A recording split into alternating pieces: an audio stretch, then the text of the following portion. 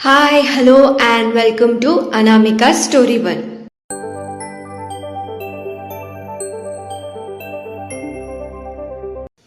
ఇవాళ మనం వినబోయే కథ మీరా, చాప్టర్ 56. ఆలస్యం చేయకుండా కథలోకి వెళ్ళిపోదాం. మీరా ఇంకా గౌతమ్ రూమ్లో కూర్చొని ల్యాప్టాప్ గురించి మాట్లాడుకుంటూ ఉంటే సీతాలక్ష్మి రూమ్లోకి వచ్చింది. మీరా గౌతమ్ని అబ్బాయి అని అనడం విని అలా అనొద్దు అని సీతాలక్ష్మి మీరాని మందలించింది. దానికి మీరా బావ కాదు అబ్బాయి అని మొండిగా చెప్పింది.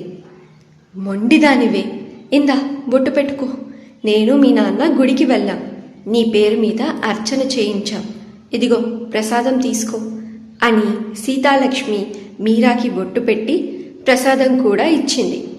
తను గౌతమ్ వైపు చూస్తూ గౌతమ్ బొట్టు పెట్టుకో అని తనకి కుంకుమ పెట్టబోయింది. అత్తయ్య, నేను ఇంకా స్నానం చేయలేదు, స్నానం చేశాక బొట్టు పెట్టుకొని ప్రసాదం తీసుకుంటాను అని అన్నాడు గౌతమ్. ఛీ, నువ్వు ఇంకా స్నానం చేయలేదా? చిన్న కూడా స్నానం చేసేశాడు, నువ్వే చేయలేదు, చీచీ అని అంది మీరా. మీరా, అలా అనకూడదు, గౌతమ్ ఏదో పని చేస్తూ ఉంటాడు, అందుకే చేయలేదేమో.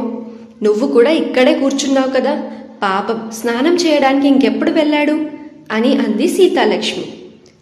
వాళ్ళ అమ్మ మళ్ళీ తనకి కాకుండా గౌతమ్కి సపోర్ట్ చేయడం చూసి, నీ వల్లే మా అమ్మ నన్ను తిడుతోంది, అంతా నీ వల్లే, నేను అసలు మాట్లాడను నీతో, నాన్నతో చెప్పి నేను తొందరగా బయటికి పంపించేస్తా అని కోపంగా అంది మీరా. ఆ పని చేయి, కనీసం నీ గోల్ అయినా తప్పుతుంది నాకు అని అన్నాడు గౌతమ్. మీరా తన 2 చేతుల్ని తన నడుముపై పెట్టుకొని, ఏంటి గోలా? నువ్వు చేసేదేంటి మరి? నువ్వు నాకన్నా ఎక్కువ గోల చేస్తావు అని అంది మీరా. నేనా? నేను గోల చేయడం నువ్వు చూసావా అని అడిగాడు గౌతమ్. మీరా మూతంతా ముడుచుకొని, సర్లే అన్నయ్య బయటికి వెళ్తున్నాడంట, నిన్ను సహాయం అడగమన్నాడు, నాకు చదువులో సహాయం చేయి అని అంది మీరా. ఇప్పటి వరకు ఏదో అన్నావు, నన్ను వెళ్ళగొడతా, అది చేస్తా ఇది చేస్తా అని, ఇప్పుడు వచ్చి సహాయం చేయమంటావా?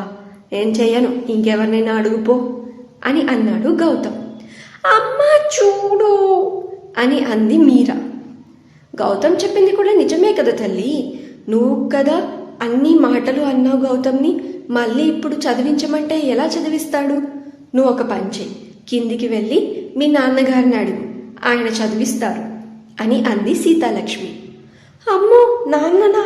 లేదమ్మా, మళ్ళీ నాన్నకి నా మీద కోపం వస్తే అని అంది మీరా.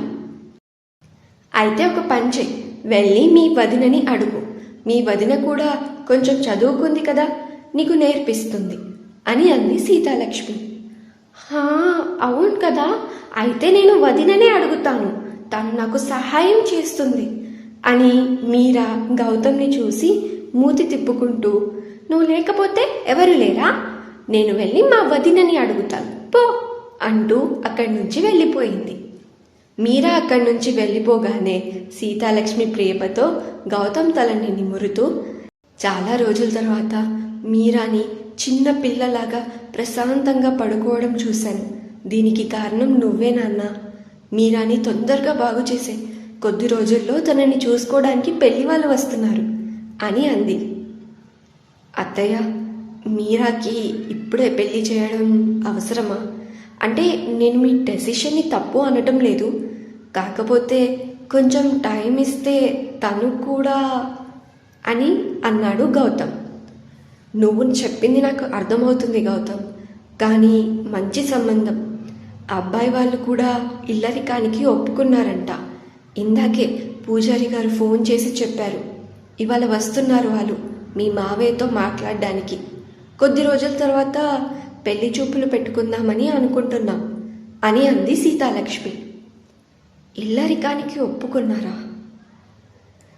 అయితే మంచిదే, మీరా మీ కళ్ళ ముందే ఉంటుంది కాబట్టి ప్రాబ్లం ఏముండదు, మీరాకి కూడా అంత కష్టం ఏముండదు. సరే అత్తయ్య, మీరా ఇప్పుడైతే బాగానే ఉంది, కానీ ఒక రోజులో ఏం చెప్పలేం కదా, చూద్దాం 2 రోజులు చూసి డోస్ పెంచుదాం అని అన్నాడు గౌతమ్. నువ్వెలా అంటే అలా గౌతమ్. తొందరగా స్నానం చేసిరా, నీకోసం టిఫిన్ చేస్తాను.